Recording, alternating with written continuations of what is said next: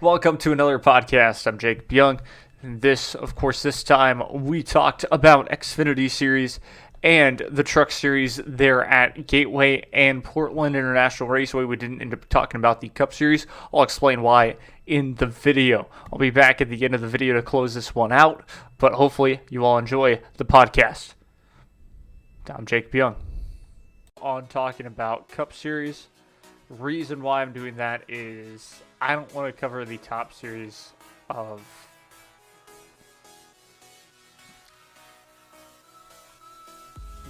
NASCAR, FIA, or whatever. I want to cover the lower series because they don't get as much coverage as they deserve. Yes, the Truck Series, some may say they get as equal coverage as well as the Xfinity Series. But most of the podcasts aren't talking about trucks, aren't talking about Cup. They are talking about, aren't talking about Xfinity. They're talking about the Cup. They're talking about the biggest series. Most podcasts on the open wheel platform aren't talking about the lower series. They're talking about F1. So that's my whole goal, is to get people informed, give the news, give everything that is deserved on the lower side of series so that people can be informed. Not informed, but informed. And then, we'll probably start to cover more. If we're able to, we'll cover more of the Lamborghini Super Trofeos. Things like that. So 15 minutes will give the official intro for the podcast. What's going on, everybody? Hopefully y'all are having a great day, night, whatever time it is y'all are watching this, as it is premiered on YouTube here pretty shortly. But we're here, we're going to be talking about Xfinity Series, we're going to be talking about the Truck Series for NASCAR. And it's going to be great. Covering those lower series is my goal, is this podcast's goal. From talking open wheel, maybe we'll just have talking about W Series 1 week. Or maybe we'll get to cover more of the trucks. Or, so that got very weird. Or maybe we'll get to, I don't know, cover the ARCA series along with the Truck Series, something of that sort. And then, of course, with the Open Wheel Cup, we cover all the way up to Formula 2 rings. We cover all the way up to Indy Light rings. That's my goal. That is going to be the emphasis that I push on this for IMSA. Same deal all the way up to the Pilot Challenge. And that's going to be fun as well. Maybe once in a while, we cover the big series, but it's not going to be too often for sure. So either way, let's jump right in. This should be fun.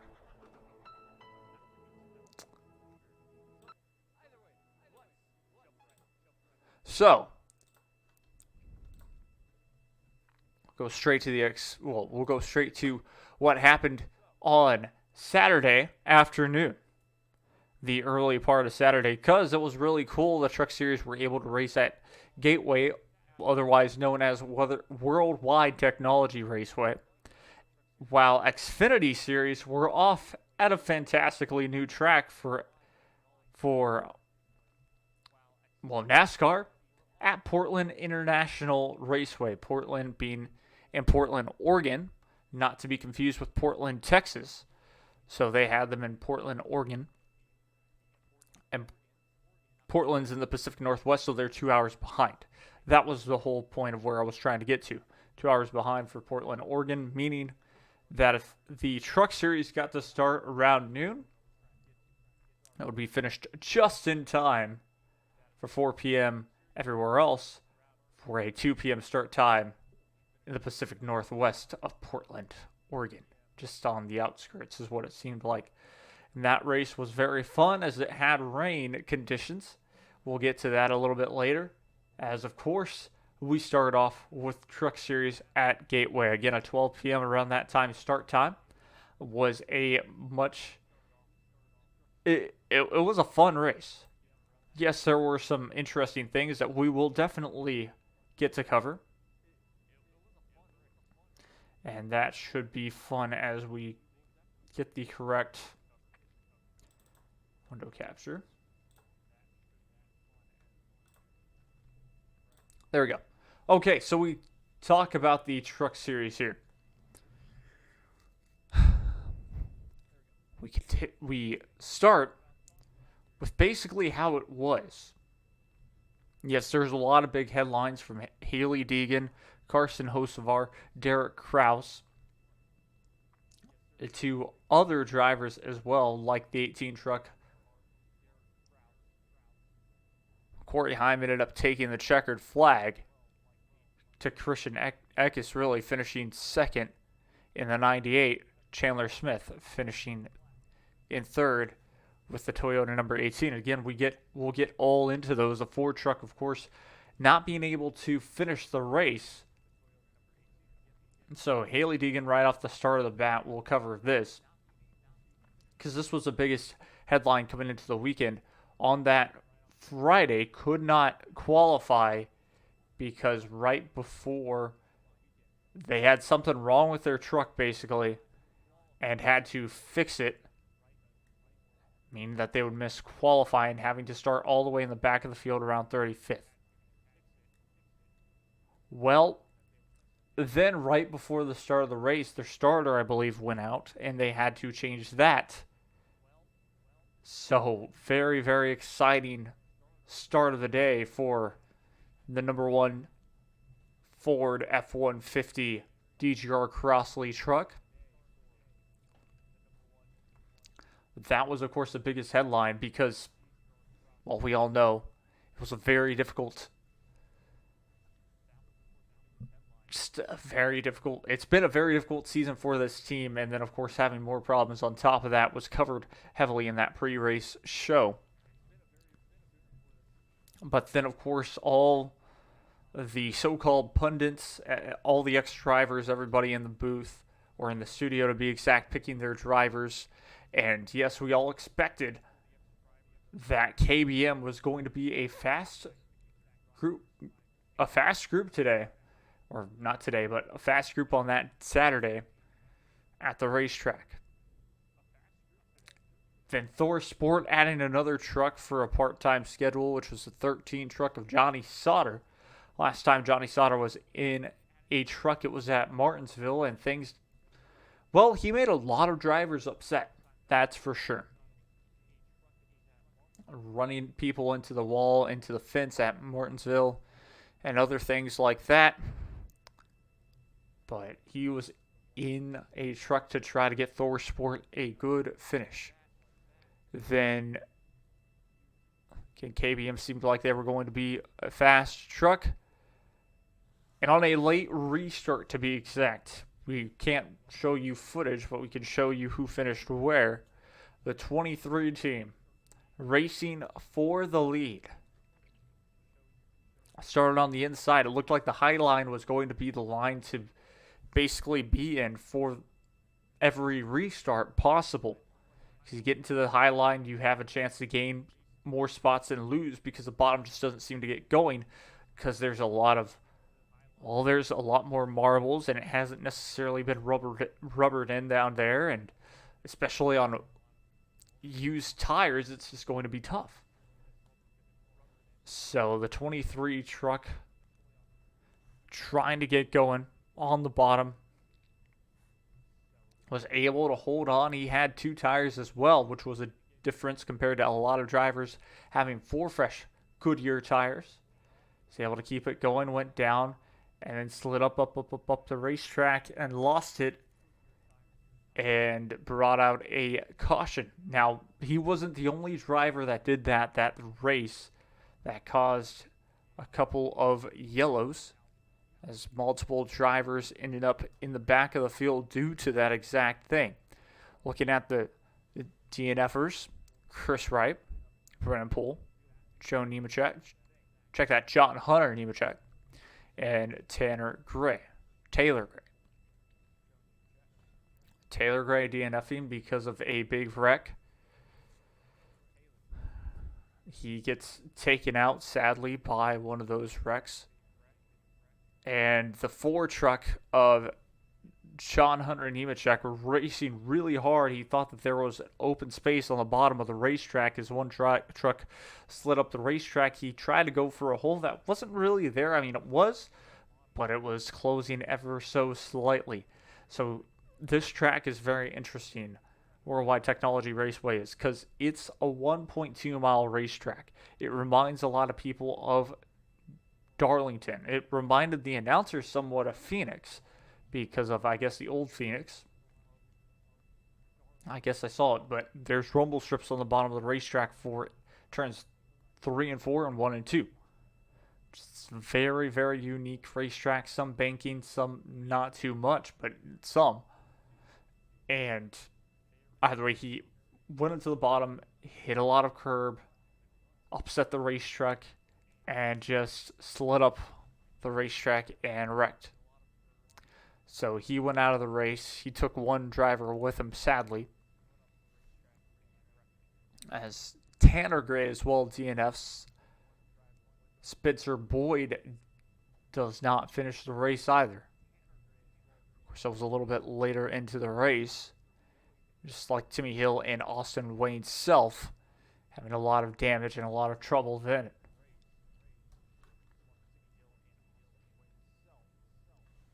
Carson Hocevar, another driver who DNF'd.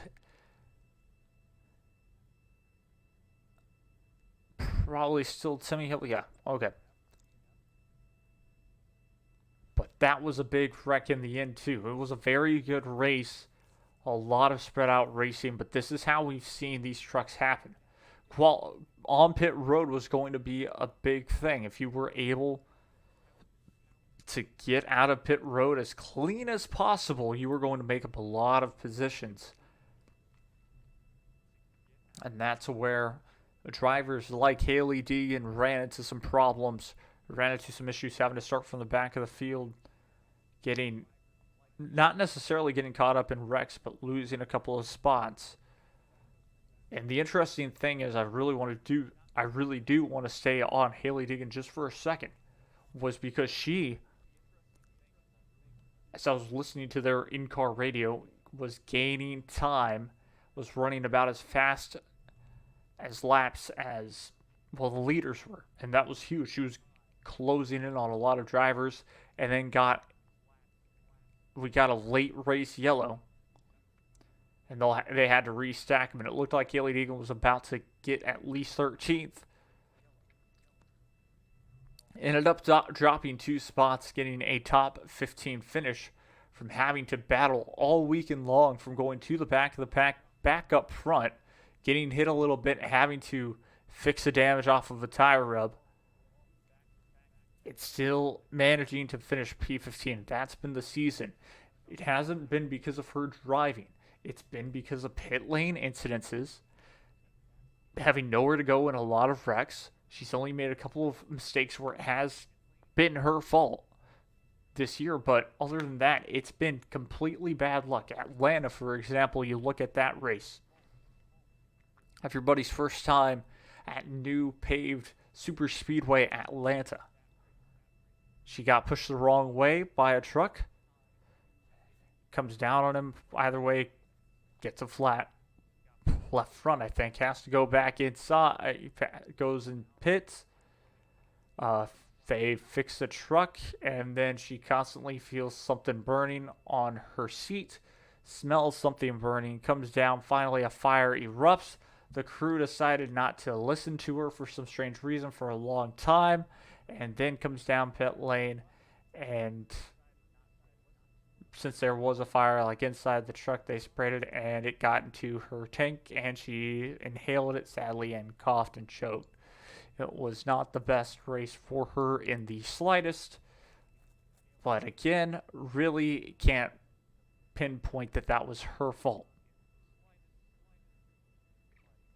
Charlotte and Kansas had a really good run going, and then all of a sudden it just went from good to bad. It's been a couple of instances like that, and it's been from pit lane. Daytona, what are you supposed to do when you're in 12th place? Most likely you're going to get hit or get caught up in a wreck with about 4 to go on a final restart, just about. That happened to her in the opening stages. So it's just, my point is, it's been a lot more bad luck than her fault on instances.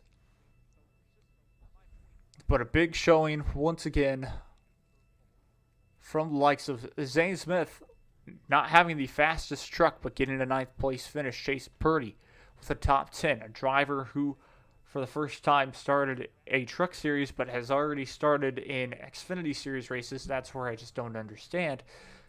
But either way, he drove the truck. That's Raja Caruth finishing in 11th position, just outside the top 10 for his first time. Tyler Ingram, 13th. Dean Thompson, 14th. Haley Dean, of course, 15th, like we said. Jordan Anderson getting a 16th place. Lawless Allen, 18th. Timmy Hill, or Tyler Hill, 17th.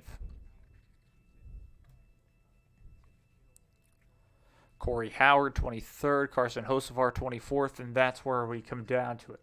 I want to share, of course, thoughts and prayers. Hopefully everything is okay and he'll have a speedy recovery. I don't expect him in the truck this weekend. Why do I not expect him in the truck this weekend? Well, it was the scariest audio ever that I've ever heard a NASCAR driver say. I guess since social media is such a big deal, now we get to hear the in-car radios a lot more. Basically, he was yelling for help right as he got wrecked. So what happened was, it was right at the start-finish straight, too. Looking like Carson Hocevar is looking like he's going to get a 7th position at turns 3 and 4. The 19 truck right behind him completely just flat out dumps him. I don't see any way around just saying that, because that's what it looked like. I've watched that replay multiple times, and still to this day, it just looks like he had no regard, because he... So, off that final restart, too, as we talked about, he chose the wrong lane. The 19 truck of Derek Kraus chose the wrong lane. Lost a ton of spots. He was in the top 3 at the time, having a chance to win. And lost spots, got himself all the way back down to about 8th place off that restart. It's not that big of a deal. He was able, or a little bit further actually, able to make his way back to 8th. And on final turns 3 and 4, everything was fine. Maybe he got loose, but it seems like it was as intentional as can be for a dump. Now, Carson Hocevar, thankfully at that time, hadn't hit anything. The only problem was he was stuck in the middle of the turn. Turns 3 and 4. Turns 3 and 4 is much wider than turns 1 and 2. And most likely in turns, or not most likely, but what you do in turns 1 and 2 is you shift down a bit and you're diving it in. And the truck's going to want to carry it out. And you have to be a little bit more on the brakes. And then all of a sudden you get back into the throttle when the truck feels steady for you to have a better corner exit down the back stretch for Gateway. And then turns 3 and 4, like I said, it's wider and you can take more speed. Carson Hocevar just trying to finish the race. Well, he gets spun out. Everybody else was pretty much close behind. And, you know, you saw drivers checking up, and it was most likely there's spotter stands, I think they saw, but I don't know. And he gets T-boned the worst I've ever seen a NASCAR truck in recent years get T-boned. And yeah, he's yelling for help as much as possible.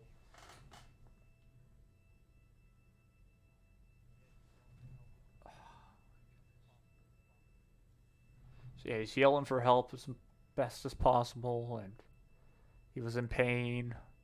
Had his window net down, thankfully, but he couldn't get out himself. He couldn't get out of the race truck himself. And it seemed like the safety crew was way too slow to get to him. They attended other drivers who had piled into that same wreck that the trucks looked as bad as well. And he gets carted off. He did say a quick,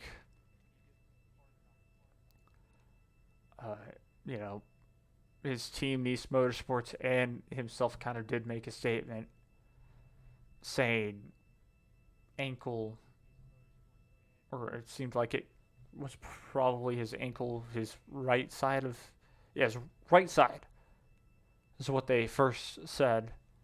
And then Carson kind of updated and said it a little bit more specific of where the injury was, and it was his ankle. So he was waiting. So it already seems like it's broken.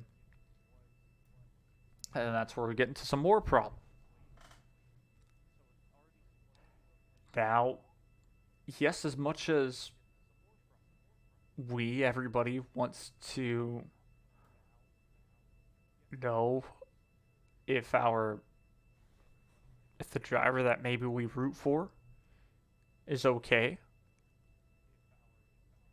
just like we do, he has every right to not tell us. He doesn't need to make his injury or public.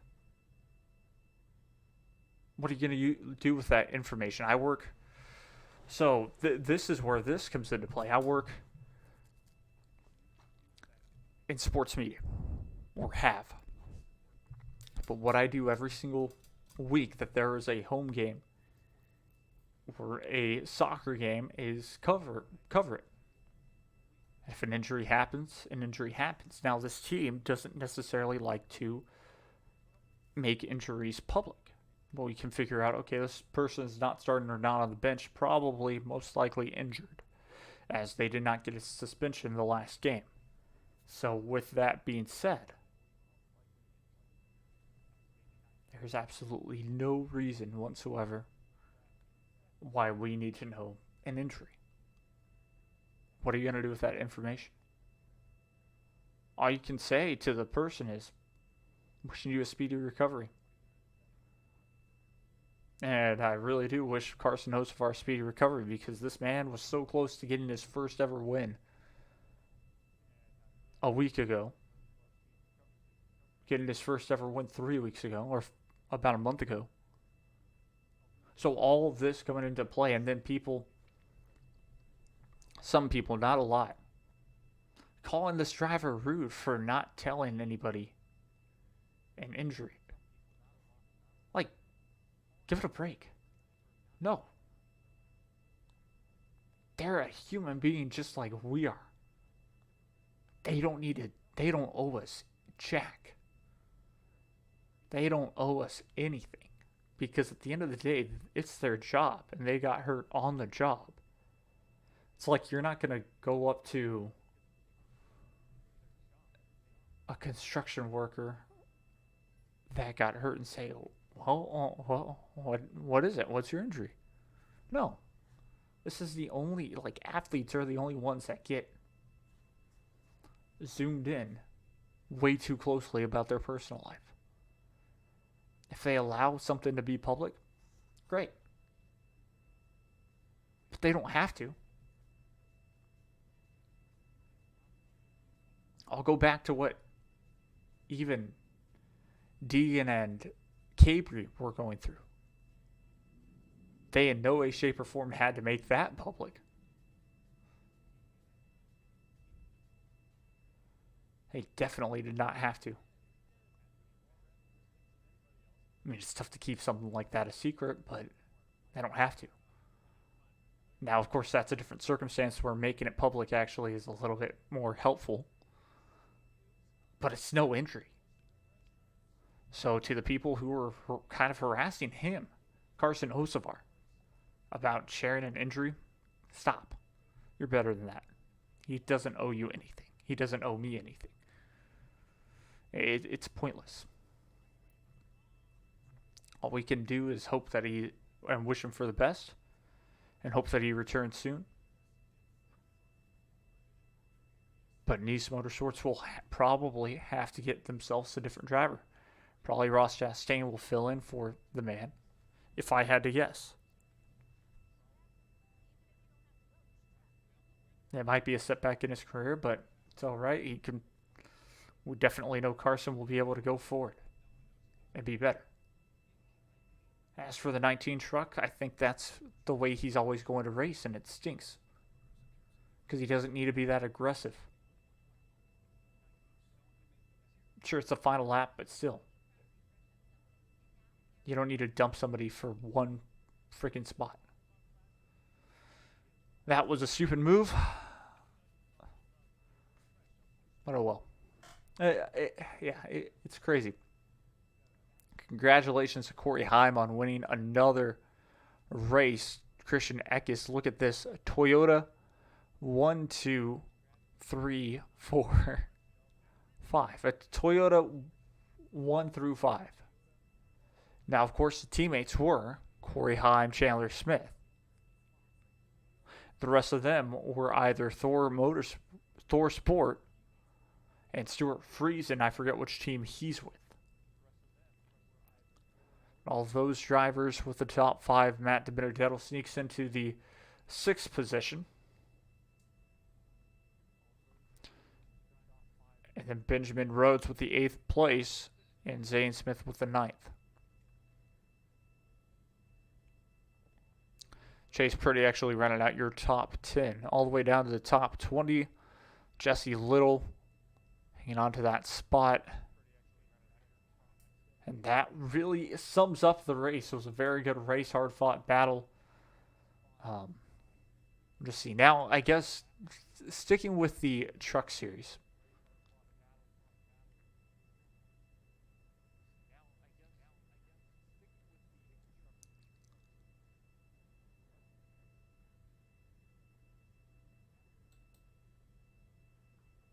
I want to read this by Andrew Holleran, posted on June 5th, 2022, from The Spun.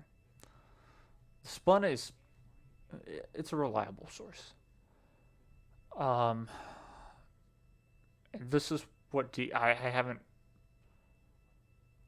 I don't follow, or I don't really have an Instagram, so I don't follow what she says there. I follow what she says on TikTok, Twitter, and Facebook somewhat. But this is what she said. Things got a bit hectic. Oh, no, she didn't say this. But things got a bit hectic during this weekend's NASCAR Camping World Truck Series race. Hailie Deegan summed up her day at Gateway with a message for her critics. Everyone was upset with everybody. You could be dead last, and you can see 10 trucks trying to wreck each other under caution, Deegan told reporters.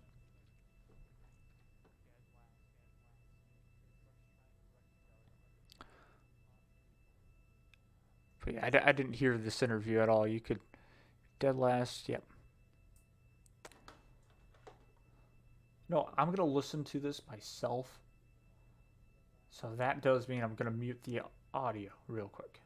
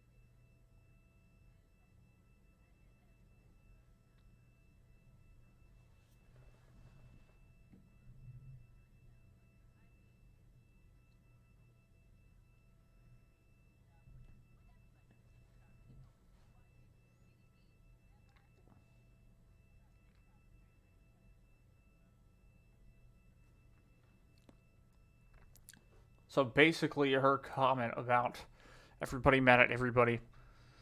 Basically, she's talking about when Stuart Friesen, which I completely forgot about this because it was a lot to pack in. Stuart Friesen got upset at Hailie Deegan, and I forgot pushed her down the racetrack and actually cut down his own tire and got more damage on his truck than he did on hers. And at that point, Hailie Deegan was up to about 5th place. So she was up to 3rd at one point due to a two tire stop. So yep.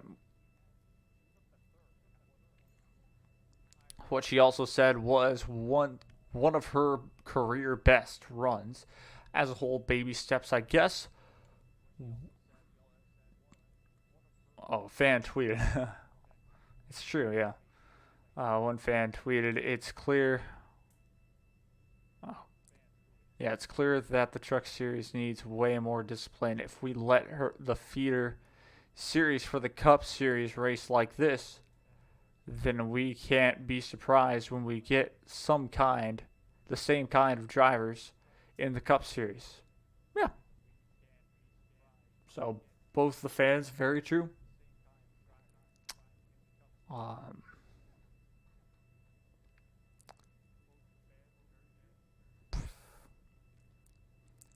Again, everybody was mad at somebody at one point of the race, and that's the way it goes.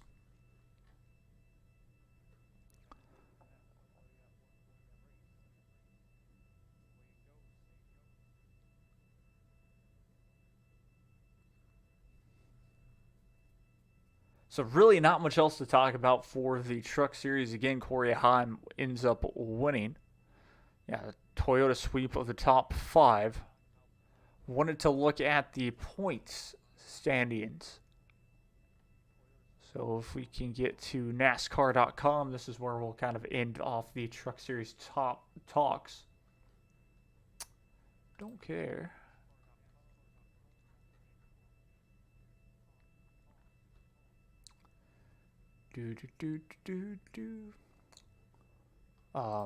Standings, really. You can't find the driver standings on their freaking app. That's kind of odd.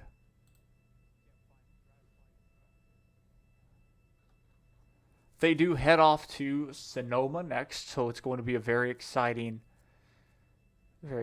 time. There we go, standings.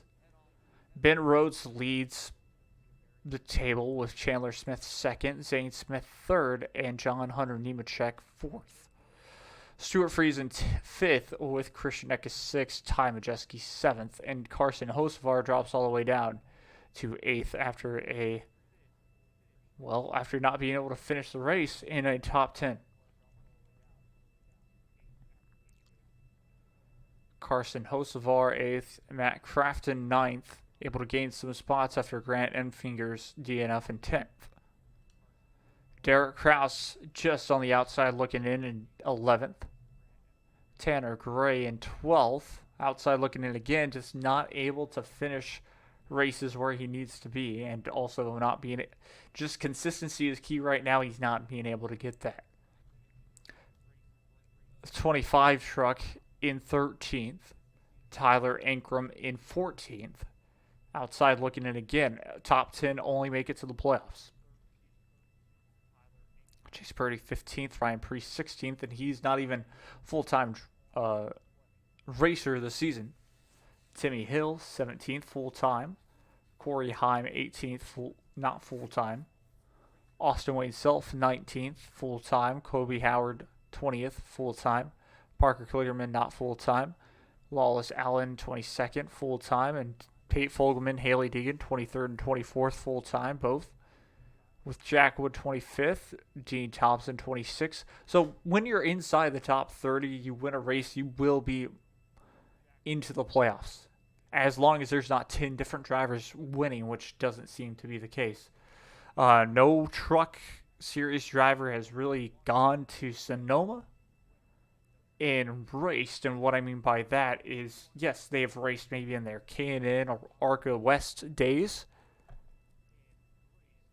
But the point is, Truck Series. This is their first trip to Sonoma since a long time.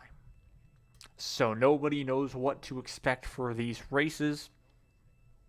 And that should be very, very, very exciting considering, well, you don't know what to expect.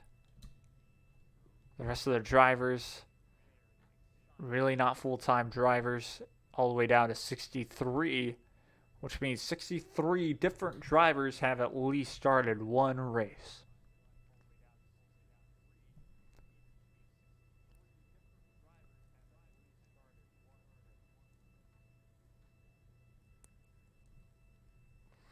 Well, all right, we will take a quick little break, then we'll go and talk about Xfinity and finish up the podcast then. Jacob Young, this is the Theoverreactedgamer Network.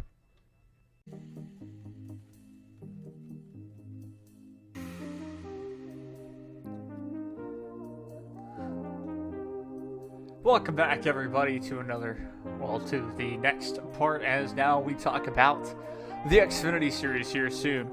And that, once again, paint a picture for you all. Portland Raceway, in Portland, Oregon, to be exact. Beautiful place, the Pacific Northwest. As a fun fact for you all, rains about 156 days of the year. So a lot of rain, especially through the summer, and a lot of overcast weather. But, I mean, that's what makes this place so magical and so gorgeous, is that with that rain comes 60-degree weather, 70-degree weather, the highest of about 84 degrees. That's where Portlandians complain. But that does not mean it is gorgeous. Beautiful winters, beautiful everything. Portland Raceway going straight off the start-finish straight. You have to slow the car down for a turn one, which is a big old chicane. You go right, then you go left, then you go into the next set of corners. Then you gotta add rain into this. We talk about the whole race weekend, the first race weekend of it. They had some issues. The issues were very, very slight. Just a little bit of rain. And the rain got to a point where they weren't able to do qualifying, but they were able to do practice. And a couple of drivers did end up totaling their primary cars, having to go to the backups, like the number 9 of Noah Gragson. Now, we'll get to Noah Gragson during the race as well, because he had a little bit of a run-in with a couple of other drivers. Well, really one driver, and that would be the 54 car. 54 car being able to, well, he wasn't able to start on pole position, but we ended up even had a crazier first lap than anybody would have expected.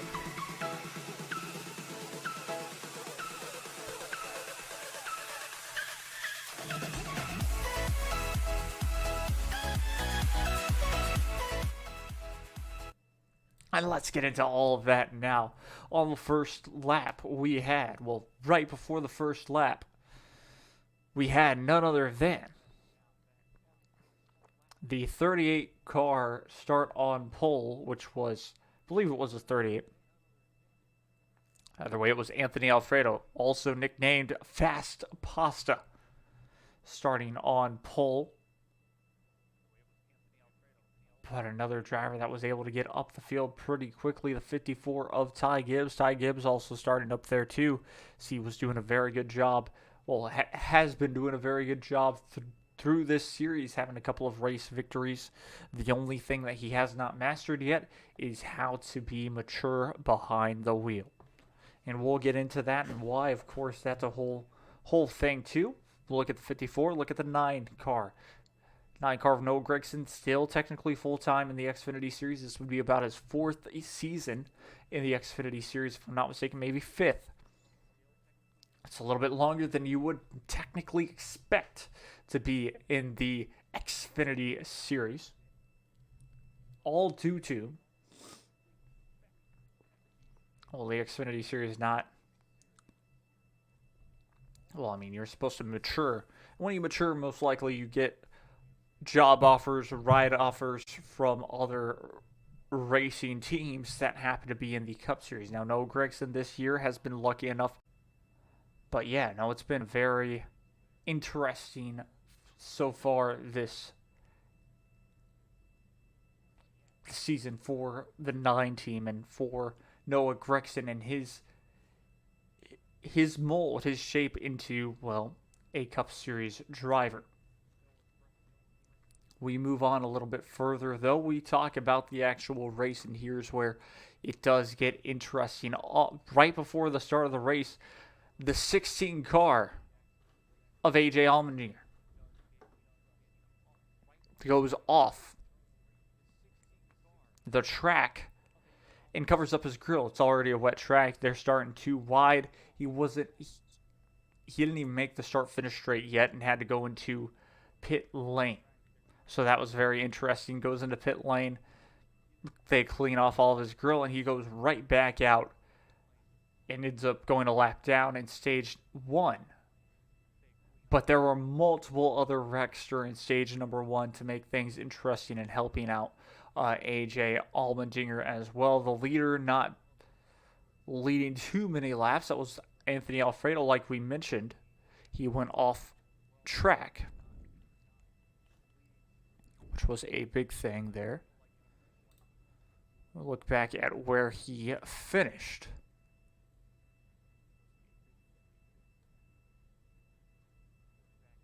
Anthony Alfredo. Not the best race for him, indeed. So I saw him pretty far down the order, especially with Ryan Vargas in 23rd position. But a very, very difficult racetrack, like I said. Ryan Sieg and Landon Castle, Jay Buford, Heckert, Brandon Brown. Another big wreck that happened was the 98 car went too wide with... It wasn't the 2. I think actually it was the 2. And... No, sorry. It was not the 2. But either way, the car on his inside gets loose, hits him, and turns him around as he also got piled into the side of. He walked away, was able to actually spin his car around and go to the garage, but too much damage for them to continue. That was with Brett Moffitt, I believe. Or maybe not Brett Moffitt, but either way, just not able to continue. Which really stunk. The did not finishers were Parker Chase, Mozak, Pumpelly, Bailey Curry. Anthony Alfredo did not finish either. Sheldon Creed did not finish. So yeah, it was Brett Moffitt, but Sheldon Creed doesn't finish. Jeb Burton, doesn't finish. Jeremy Clements doesn't finish. Riley Herbst doesn't finish. Greg Galding didn't finish. Daly didn't finish, and Sam Mayer did not finish. Another driver who ended up wrecking out. Why I say that, why I bring this whole thing up of why it was such a big deal, was because, well, I mean, drivers struggling for grip constantly. The track finally starting to dry out. Then more rain came down at the end of the race, so drivers had to end up staying on the wet weather tires because more rain coming meant, yeah, the slicks weren't necessarily going to work anymore on the dry surface that they had already created since the rain had stopped for a long period of time. So that strategy really came into play. And the thing was, A.J. Allmendinger, that wasn't only one time that he went off the racetrack. He went off the racetrack multiple times after that, even in stage number 1. Had to come back down pit lane, clean off his grill, got lucky in different stages when he did go off the racetrack. Now, this was very interesting. The 9 and the 54, I believe, in stage number 2 did collide. 54 actually collided with him first and pushed him off the racetrack. Then the 9 and 54 came back, and both of them kind of spun off the racetrack too, and that ruined the 54's race. And right before that as well, Jesse Iwuji trying to get back his lap, I guess, or catch back up to the 54. 54 had already woed his car down to make the freaking corner, and Jesse Iwuji did not see that and wrecked the 54 car all the way around. And the crowd went crazy, and you could see the crowd cheering. This was a big moment. The crowd cheered for Jesse Iwuji wrecking the 54 car of Ty Gibbs. That's how much everybody does not like Ty Gibbs, as we've seen different interviews of this man. Again, that's why we say he has not learned how to mature just yet. This is his first full-time season in the Xfinity Series. Got put right up to the Xfinity Series, to be exact, because he is the son of Joe Gibbs Racing, but does have the talent to be in that spot too. So you can't take that away, but his attitude towards it definitely can show that it is a big problem. Besides that point, it's just such an interesting race, to say the least.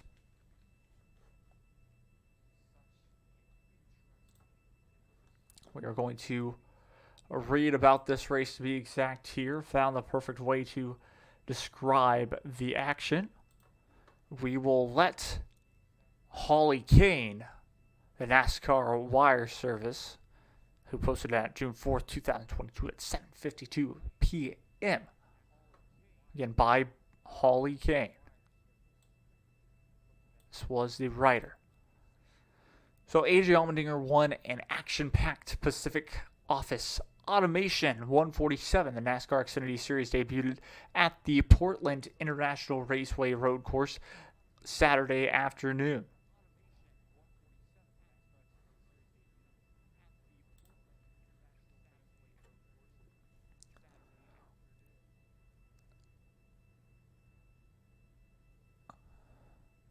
Action-packed being the key words from green flag to checkered: in the rain, in the dry, and in the rain again. This were the official results at track photos. We'll look at those later. But Allmendinger literally came from last on the grid to earn the win. After changing everything but the motor before the race, he claimed in victory lane. His number 16 Colleague Racing Chevrolet led only 6 of the race's 75 laps and bested Myatt Snyder by 2.879 seconds to earn the popular veteran his second Xfinity Series victory of 2022. Only his second victory. Wow. His other win coming on the road course at the Circuit of the Americas early this season, when it should have been his teammate Ross Chastain. But besides that, this is what he said. It might be one of the craziest wins I've ever had, the 12-time Xfinity Series winner Allmendinger said, smiling. It would be hard to argue otherwise. Not only did the 40-year-old Californian Allmendinger start from the rear, he had his first of a half dozen off-track excursions before even taking the checkered flag. He went down a lap early, but managed to stay focused and rally back to the lead lap in a race that had 9 cautions and only 21 of the 38 cars on the lead lap at the finish. Man, I was making so many mistakes, trying so hard, he added.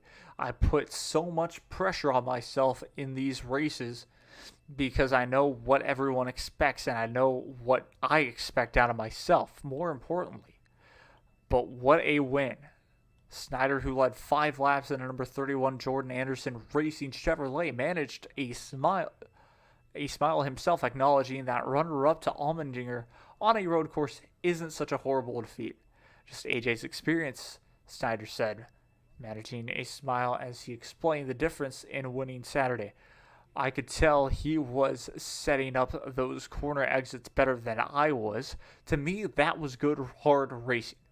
So cool to be disappointed with second place with a team that's only a year and a half old And to get my first stage win and maybe the first top 3 with this car, he added.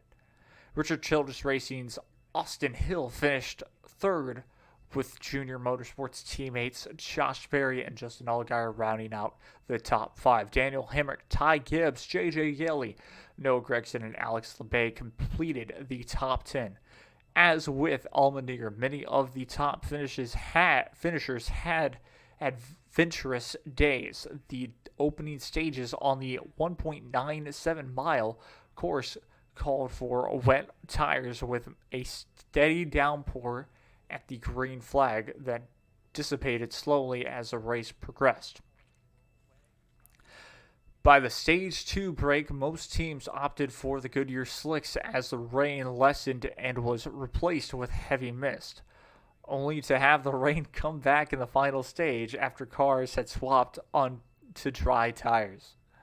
It was the sort of drama that characterized the race. Joe Gibbs Racing driver Ty Gibbs led a race best 42 laps in the number 54 JGR Toyota, but was involved in several on-track incidents vying for the lead, and even just driving under caution at one point, hit from behind by Jesse Iwuji, who was 3 laps down. Gragson, who, like Allmendinger, started from the rear of the field, made up a race best 22 positions by the start of stage 2, and was running top 5 when he was pushed off course by driver Ty Gibbs on a mid-race restart that proved to be consequential for many of the day's top drivers.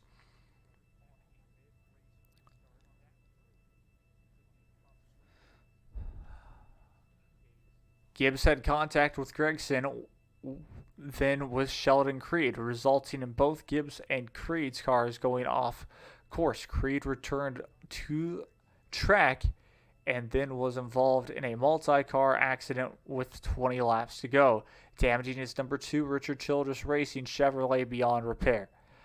I thought we had an okay day going. I made a mistake running second there, but got back to the lead, said Creed, whose wife is due to give birth to their first child any day now. The way my year's gone, every time we have speed, something goes wrong. Today, I felt like we had a really good shot at winning, which they did. But Sheldon Creed representing his displeasure is one of the funniest things that you can see.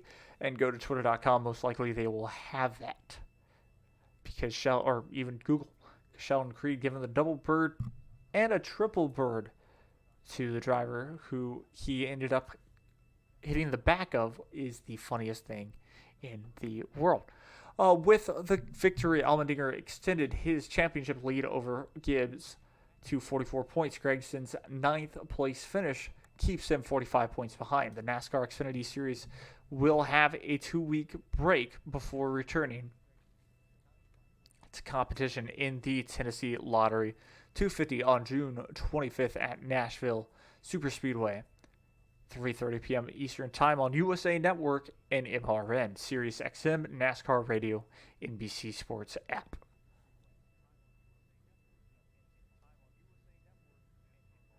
Absolutely amazing race, can tell you that much, and was worth every single second of watching it after watching the Truck Series race. Yeah, Ty Gibbs also came off the racetrack, is what I said, and well, caused him a chance at victory. So we go back to